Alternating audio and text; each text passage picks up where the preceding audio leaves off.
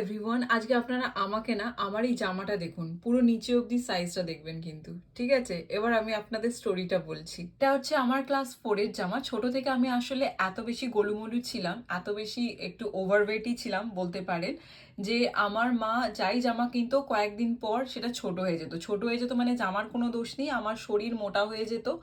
আর আমি অনেক বেশি খেতামও, জাঙ্ক খেতাম, ভালো খাবারের মানে খেতামই না, জাঙ্কই খেতাম। তো সেই জন্য আমার মা বড় বড় জামা কিনতো। যদি আমার 4 বছর বয়স হয় তো 8 বছরের জামা কিনতো, কারণ প্রতি 6 মাসে আমার জামা ছোট হয়ে যেত। এই যে প্যান্টটা দেখছেন, এর লেন্থ এখন, আমি ছোট থেকে অনেক বেশি লম্বা ছিলাম, তখন আমার মা এই কোমরের কাজটা ফোল্ড করে করে জামাটা পরাতো আমাকে। এই জামাটা পরে আমার হায়দ্রাবাদেও ভাইজাকে মা বাবার সঙ্গে ঘুরতে যাওয়ার ফটো আছে।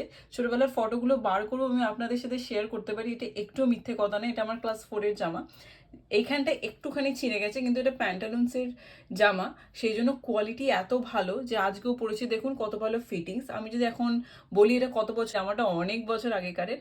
আপনারাও আমাকে জানান কার কার এরম ছোটবেলার জামা এখনো পরেন। আমারটা তো এটা নিজেরই ক্লাসিক লাগছে, যে ক্লাস 4-এর জামা আমি যে চাকরি করার এত বছর পরও পরতে পারছি, এবার এত সুন্দরভাবে।